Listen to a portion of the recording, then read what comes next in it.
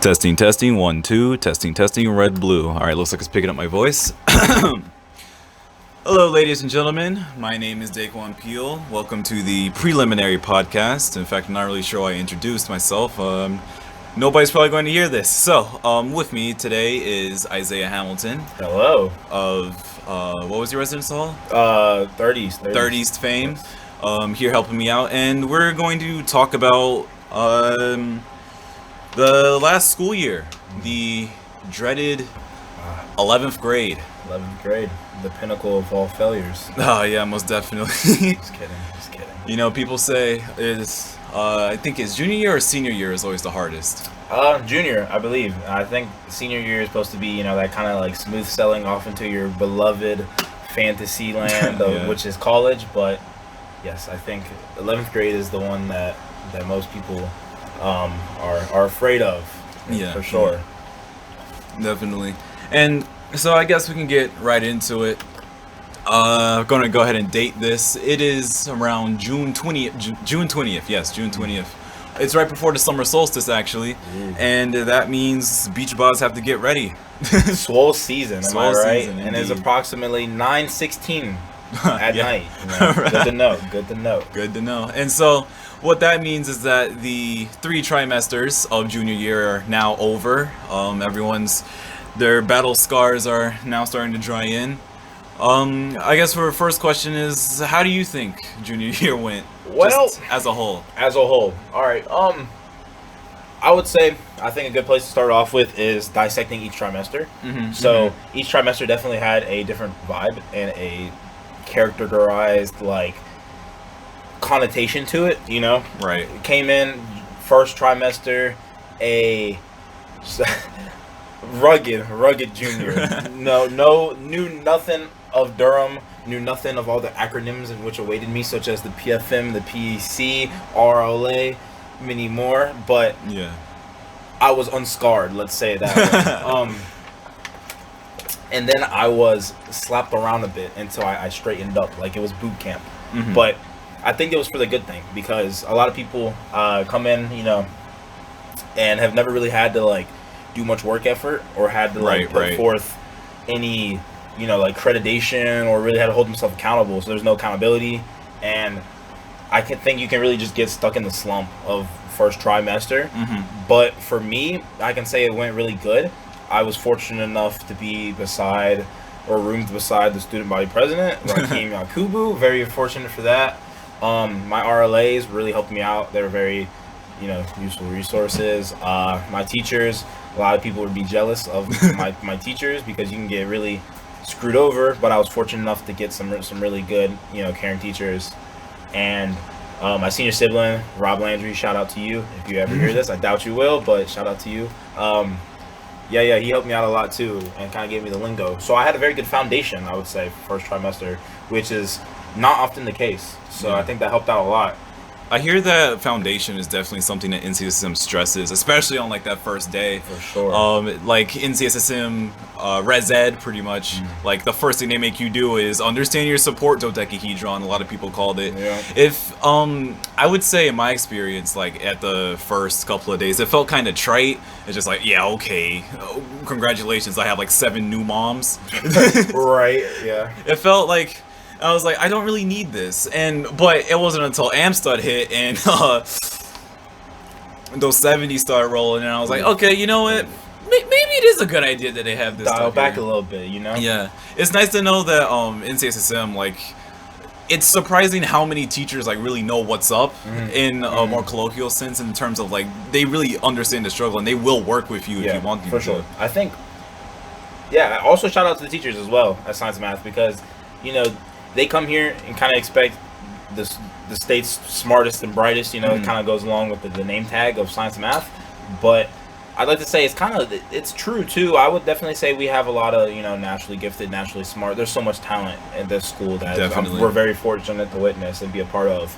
But the teachers don't really get enough kudos, because like you said, they do kind of know the lingo. If they see you falling asleep, drool dripping out of your bottom lip, you know what I'm saying? You can have sleep in your eyes, you can have crust all up in your eyes where it's sealed shut, you gotta pry those things open, and they'll still rock with you through those 8 a.m.s, which is definitely like, shout out to them. And I'm not saying that holds true to every teacher, because obviously they're gonna have their own opinions and way they like to teach. And they're justified in that. But they're justified for sure. But majority of the time, I find that the teachers are younger here, which is cool too, because you have a good mix between the young, youthful teachers who are kind of, again, can place their mind in the mindset of the youth and the adolescent and place themselves in your shoes. This is always nice to have. And then there's a good mixture between the really old, about to retire, got like 5 more years for their pension comes in, disabilities already in the mail, getting shipped to them as we speak. And that's good too, because you kind of have those dying methods that a lot of old heads kind of wish that were still instilled within the youth. So you definitely get like a mix when it comes to what kinds of intelligence you're getting, because like it's one thing to hear something from someone, it's another thing to hear from a bunch of different people. Yeah. And then another thing about first trimester was like kind of how quickly this school is when it comes to like friends. For like looking at it from a social perspective, like you grab a whole bunch of teenagers and you just kind of throw them in one place and you tell them you can't leave. I mean, like expecting them not to make friends and boyfriends and girlfriends is a bit ridiculous, honestly. I mean, there is the whole 2-month rule, and that again goes into the whole support system. They really are looking out for you. Yep.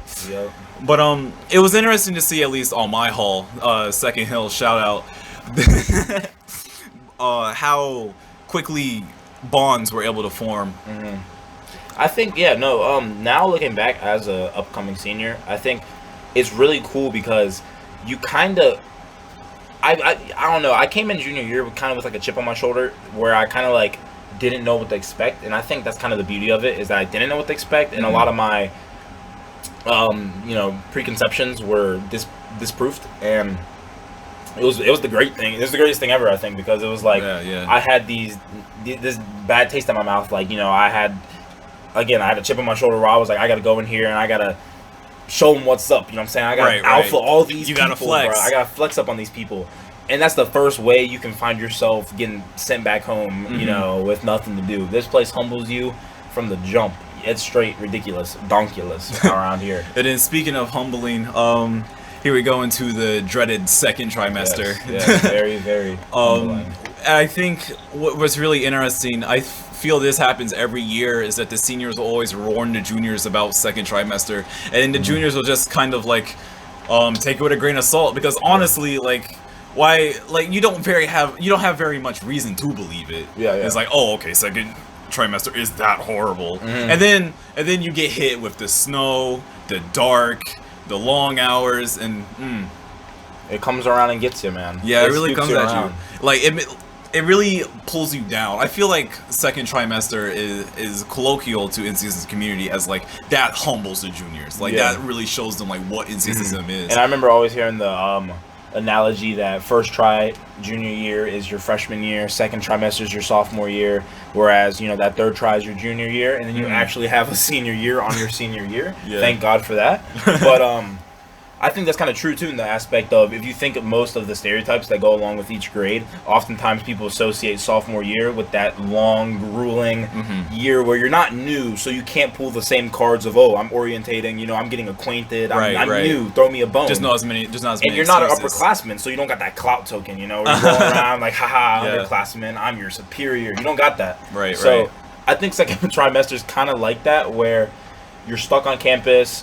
You haven't known the seniors quite long enough to just be like, yo, let's like turn up, let's do something. They're like still skeptical of you. Definitely. You still have to like pal around with your juniors. Hell yeah. It's like taking the shinobi exam, you know what I'm saying? You're going in there trying to pass this tuning exam, all of them are your examiners, and they're looking at you like, what? Like, like who is this dude? And you're out there trying to do your shadow clone jutsu, and you don't even know how to throw your kunai, so you're looking very slow, Yeah, definitely.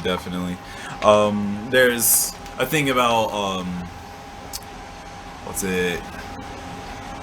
I forget about it now, but there was one interesting thing that I want to talk about when it comes to second trimester is like the bonding. I would say that because of the fact that second trimester is like so incredibly grueling, that like it really brings people together, because it's been seen like all throughout history is that struggle brings people together. Yeah, for sure. And so like when you're in that like 1:8 a.m. in the middle of December for no reason, freezing your butt off because the AC just half happens asleep. to work a bit too well, and then you look over next to your person, they look just as bad as you because they didn't do their hair either. It's comforting to know that like even though like everyone here is supposed to be is North Carolina's best and brightest, Right. that we're still human. Yeah, Definitely. sure. And I think that's where the like most people, you know, they come to science and math with aspirations of research, of, you know, taking courses in which they want to I don't know, get into their dream college, right? Right. But I think the things I'm gonna look back and reflect upon the most and remember the most are like what you said, those moments where you're just down in the slumps and you look to your left and right and they're in the slumps with you. Yeah. And that was all trimester 2. And for as much as people, you know, like ragged trimester 2, I also took an overload that I think was really worth mentioning. And for all those people that don't know, that's when you take an extra class than what was required. So 6 course, 6 right? rather than 5. Yeah. And then I had basketball during that time as well, on top of student government.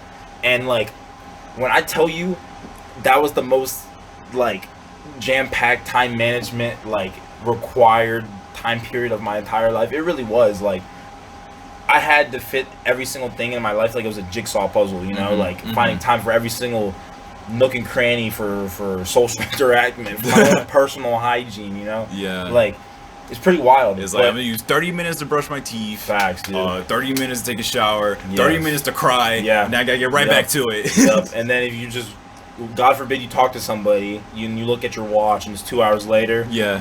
You're done. You get like 3 hours of sleep. You're done. Right. But like I said, I think, do I regret taking any of that stuff or having any of those extracurriculars?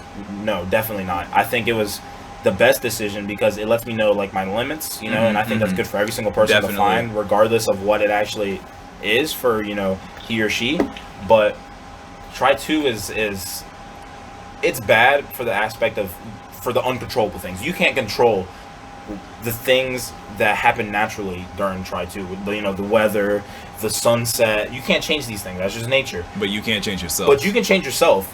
And it forces you to change yourself because you can't just go walk off campus. You can't just go outside and like run around. You can't. It sounds very dystopian, but you can't escape. Yeah, like you're stuck for the better or for worse. But you know, you get pulled along by the atmosphere and the culture. I think just drives it because the seniors are looking at the end of the tunnel and they see the light, in which is college decisions, or the doom. But you know, let's not be pessimistic. And they're looking towards the future. You know.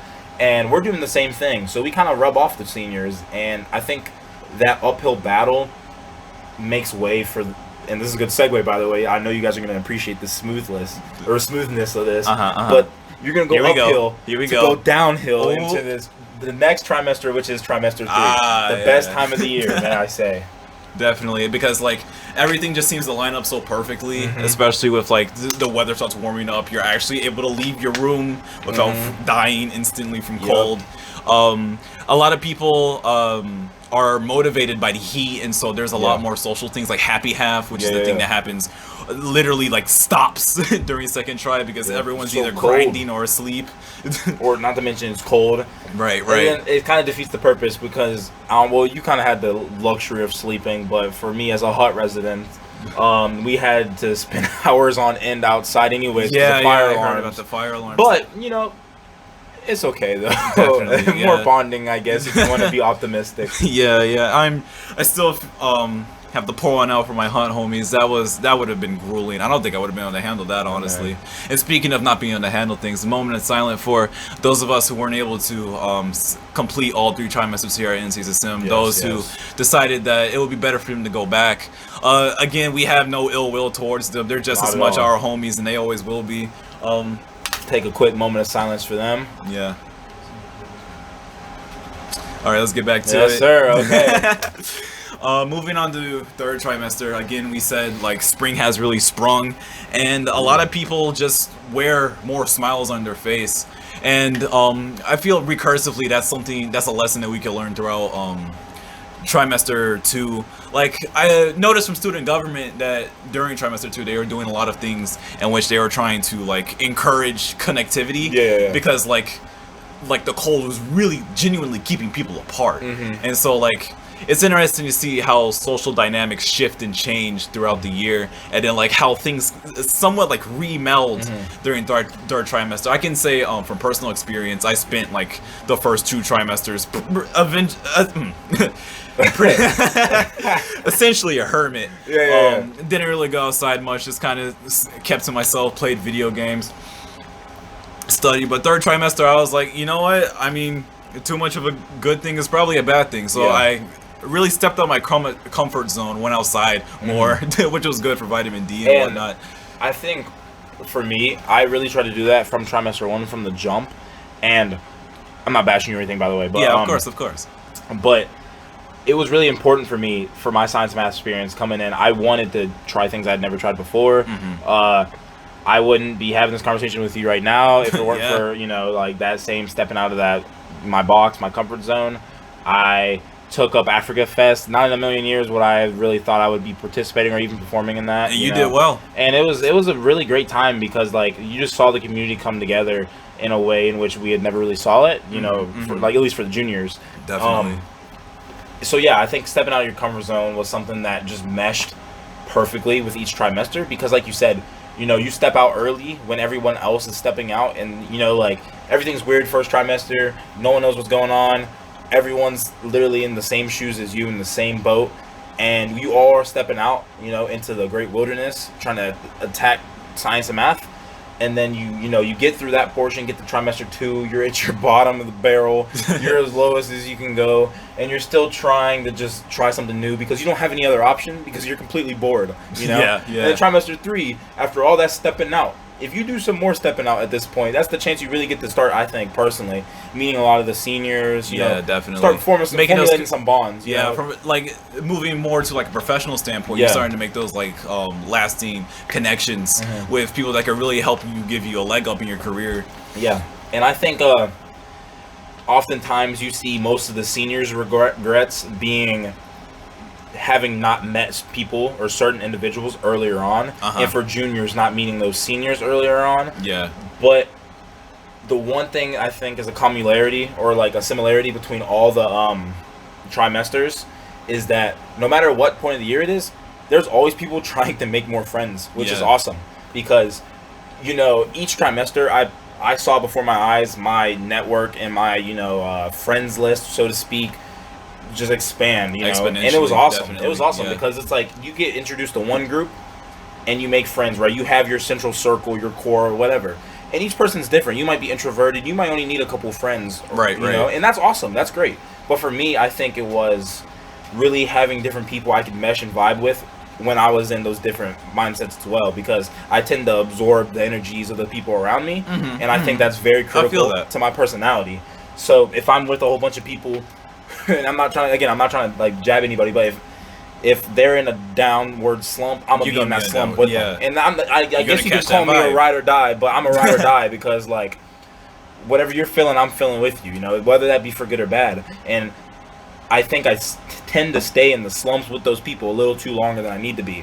So I think meeting new people was really important for me because I could go out and, you know, that refresher. It was like you got that stank breath because you ain't brush your teeth. You take two sticks of gum, you know, and you're just smelling great again. That's kind of what that was. And it was like leaving the barber after a fresh cut. You're just looking straight. It feels crispy, good. It feels good. It was quite the well said allegory. Very eloquent. But one thing that's very interesting about like the interconnectivity of NCSSM is like both how the positives that you stated and the fact that like it's a feedback loop in terms of energy, but like it's that positive and also that negative. And a lot of one thing that people also really point out about NCSSM, I think it probably is one of its biggest criticisms is like the Facebook pages. Yeah, for sure. Being honest. A lot of people say that anonymity on the internet is probably one of the biggest blights on humanity. Yeah. But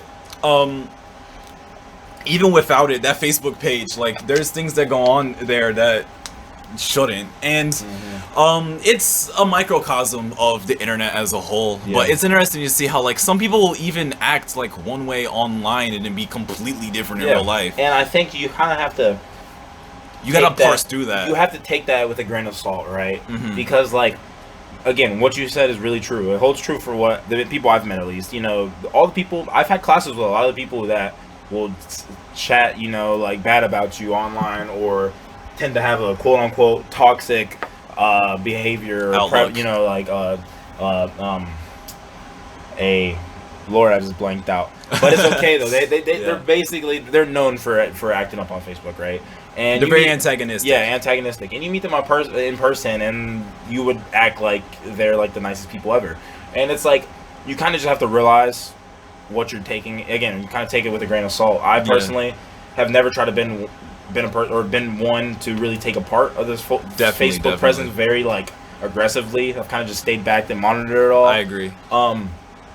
Because you kind of have to know what you're getting yourself into. If you really insert yourself into that climate, you have to be ready to take and give. And if you're not ready to be in the kitchen, you know, and deal with the fire, you kind of just got to get out. Yeah, that's kind of how it was with me. I was just like, I'm not gonna go in to begin with. Right. There's fairly there seems to be a very diverse amount of perspectives when it comes to NCSM Online. Yeah.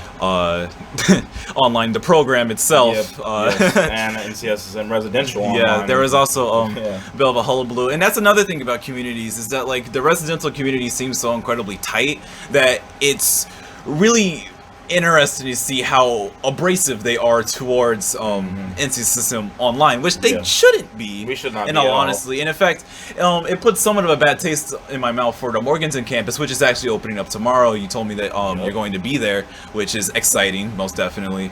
But I wonder what's going to happen in like 15 years. Are we going to have whatever the NCSM equivalent to is a I don't want to say classified, but division. Yeah, the institutional divide. Institutional division between the two, because they're definitely different. Yeah, for sure. Like, and I'm wondering if it's going to be possible to bridge that geographical distance. Yeah, and I think there's also a great split.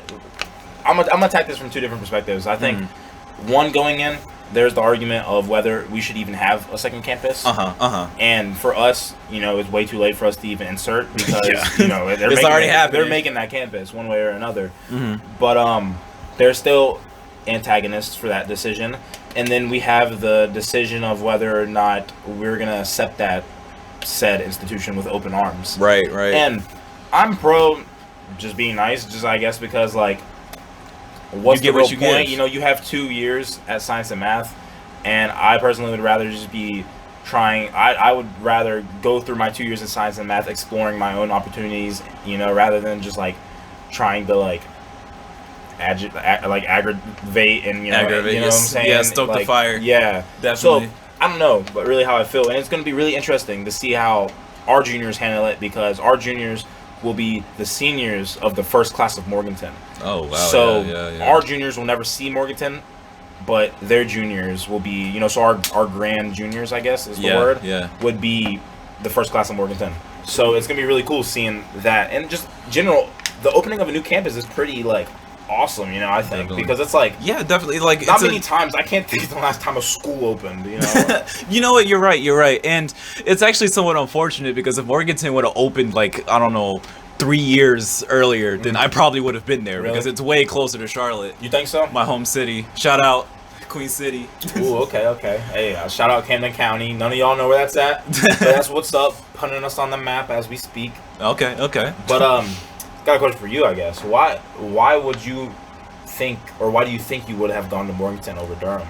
I feel like I would have gone to Morganton over Durham from like the most pragmatic approach that I can give you is that like it's closer. Okay. Like it's way closer. And so I feel one of the major things that almost stopped me from going to NCSM was like leaving home. And I feel like that's something that juniors all across campus are going to have to face that decision. Like I remember having conversation with my mom, and she was like, I don't want you to go, you're going to be away from me, I don't trust you. And I was like, and of course there's like the mom, I'm 16, the trust factor. Right. And it's like, it's not even that like my mom distrusts me, my mom loves me and I love her, but like it's hard to articulate. Like, I want to take an academic risk, mother, without sounding like a indignant teenager that doesn't know what they're talking about. For sure. Because, like, say, like, you're a parent, you've had your kid for, like, 15, almost 16 years. Now, all of a sudden... You birthed them.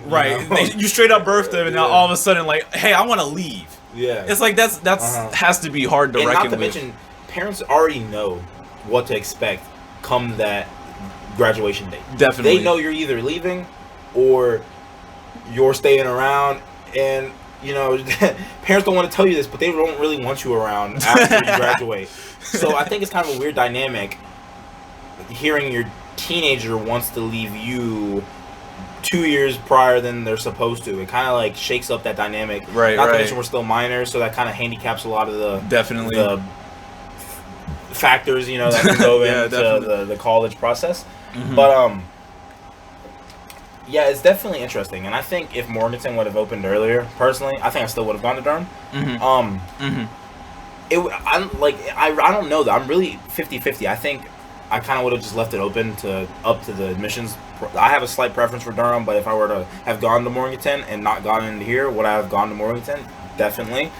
But it would have been really cool to be in the first couple of years of Morganton, just for the fact of like building the culture. Because we are the 40th class now. Yes. And we go through science and math, and the things we take for granted. Yeah, we kind of live in the shadows to the first class. Yeah.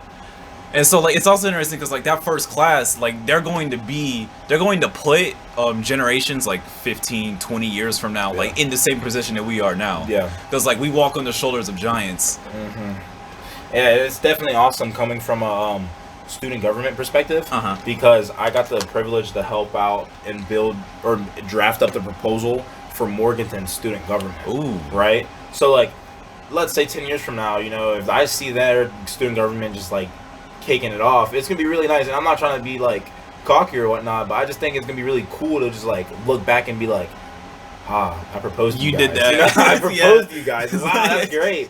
That's awesome. Y'all wouldn't exist if it weren't power for me. derives from me. I'm come back like some crazy like final villain to have like, a monocle. Their dialogue. They're gonna be like, oh, we want grants. We want a bigger budget. I'm gonna come along with, you don't get nothing. Just like, the supreme overseer of NCSSM. Like, who are you? And I'll be like 40 years old by this time, and it's gonna be some like little, just me like smacking around like little kids, and then it'd be like some grown adult. I'll probably get like arrested or some crazy thing. I mean, yeah, if you smack a little kid, probably. Yeah, for sure. But like at least in a metaphorical sense, you definitely have like that weight when you would show up. But like on the other side of that coin, like how many of those children like really know who you are? No, that's crazy too, because we have a and this is really cool too, because this is kind of going off a tangent, but I'm gonna loop it back around. All right.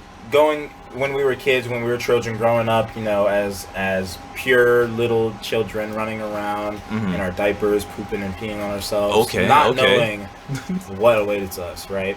We had no idea of the technology that awaited us, and I think we're truly one of the first generations to have been born prior to the, I guess you can say, the dawn of technology, modern technology. Because like the web 2.0, when like social media really started taking. I was 2004. Yeah, that's what I'm saying. And then iPods roll around, come along with iPhones. All this stuff just happened before our eyes. I remember Angry Birds coming out. That was like the first app ever, along with like Fruit Ninja. And then like now it's like we're on like Angry Birds like 5, there's, like, TV shows and stuff. It's like what? But like my point is that like you come back, and the point I was making is that looking through, we have student government archives, right, for each session, and they're all on Google. So we have Google Drives with all the previous Google Drives within it. So it keeps like exponentiating into like some bigger mass product in which is the archives. And it's really unique seeing our names in our class in that thing now, because like I said, I can remember a day where like there was no Google Drive, there was none of that. Definitely. And now, like the point, this is the beauty of it. Get back to what I was saying. All right. Is that we're gonna come full circle, and like like you said, those kids 10 or so years are not going to know any of our names. Same way we walk down Hill Street and we look at the benches, we may not know that senior, but we do know the legacy of it. You know, we do know the impact of what it is, because we lived through our seniors, same way that our seniors lived through our grand seniors, and you know, and I continue, etc., etc.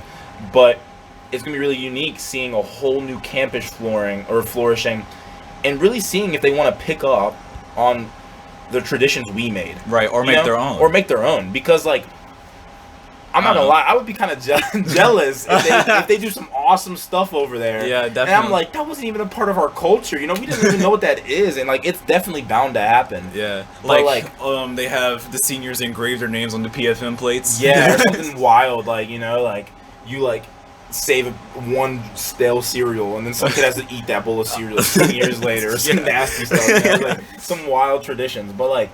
Not saying I don't want to take a part in eating 10-year-old stale cereal, but just, you know, to get my point across. But like, I don't know, I think it's really cool. Just like the feeling of like missing out is both you feel kind of like nostalgic, and the fact is like you wonder what our senior, our grand seniors, what they're missing out on. And it's like the things that we're taking for granted right now, for example, like sitting over, like starting up a podcast. We had actually had some flames of upstart before. In fact, there was a thing called NCSM Radio. Ooh, okay. Yeah, that was really interesting. I want to take more of a look into that, but I mean, first we got to get the prelims out. We might be coming up with a podcast for Sports Talk. I know this is kind of a self-plug. All right, go ahead. You know, we might be coming out with, again, I'm going to restate it, a Sports Talk podcast. All right, cool. With science and math interjected right into that. And you might be thinking to yourself, nerds talking and analyzing about sports. What is this? You'd be surprised. You would definitely be surprised, let me tell you. But yeah, that might be coming across. Definitely. So I'll have to keep an eye out. I'll keep an eye out. And that's it's getting close to check, which is the unanimous NCSSM I guess footnote for stopping. Yeah. And so I guess anything you're doing. Definitely, yes. Very military. But I guess for the last couple of minutes, I don't have a very time frame per se. Like it goes without saying, a lot of this was not planned, which for sure. Some of the best things come out of unplanning. Like that's how we got penicillin. Wing it till you make it. Yeah, fake it till you make it, man. Fake it. For sure. But I guess say someone actually does end up hearing this like one day, 5 years from now, 10 years from now, 20 years from now. What is advice that you would have for juniors, not just from next year, but something that would like... We're talking years down the line. Yeah. Or I guess, I feel like that may be a bit deep, but like, I guess what would be advice for people who are considering taking the plunge and taking up the mantle of the navy blue unicorns? Science and math, yeah. I would say, regardless of gender, regardless of sexuality, regardless of religion, regardless of socioeconomic status, you know, regardless of race, creed, any of those things, really just take the time to analyze the situation, regardless, whenever. I'm talking like, for me, one of the biggest things I always tried to do, and this is going to sound like some real motivational speaker types-ish, but just roll with it. I always tried to really look around and self-reflect in like the things that were surrounding me, whether that's me standing on the Hill Street and doing a complete 360 and really just soaking it in, because like, you're only here for 2 years if you do decide to come. After those 2 years are done, you can't go back and press the reset button. You can't press the rewind button. You know, you can't even go back to your own high school at that point. You're graduated. You are gone. And I would say to anybody who's considering coming to science and math, it could be the best mistake, but it could be the worst mistake or the best thing that ever happens in your life. And I truly believe that, because like, it's a very polarizing place, and that's not to be forgotten. You know, you could come in here and plummet and really do bad, but you could also come in here and flourish and really cultivate. And I find that even though people who struggle academically flourish socially, or the people that flourish socially and struggle, or vice versa, still have a pleasant outlook on their science and math experience, because all the people who came and talked to us during our convocations, all our keynote speakers, always talk about the C's they got and, you know, the bad grades they got.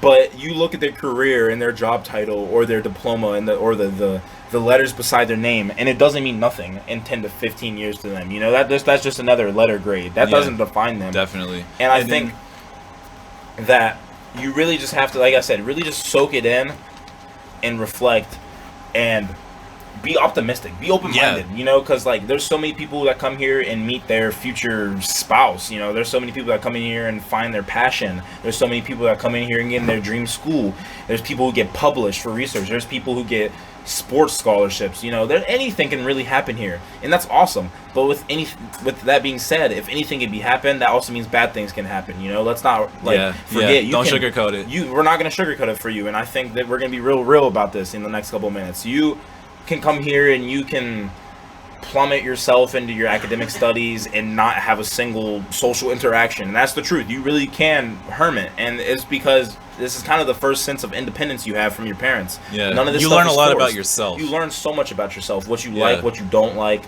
what your pet peeves are, what some things you naturally pick up, or you know, like your learning style. You learn all this stuff by force. And like, there's definitely like I would say a maturity bar. You have to have like innate in you. And like, and if you don't have it, you have to learn it like ASAP. Maybe like those first 2 weeks. Yes. Because like if you don't, like, I mean, this is very foreboding, but it will break you. Yeah, and yeah, I don't know. I think I'm not trying to get into so many specifics about like what you should do academically or study tactics. I don't know. I think you'll get a lot of whatever class you are or whatever, whoever's hearing this, you're gonna get a lot of that shoved down your throat. I don't want to give you any more, but not gonna. That's what she said, but.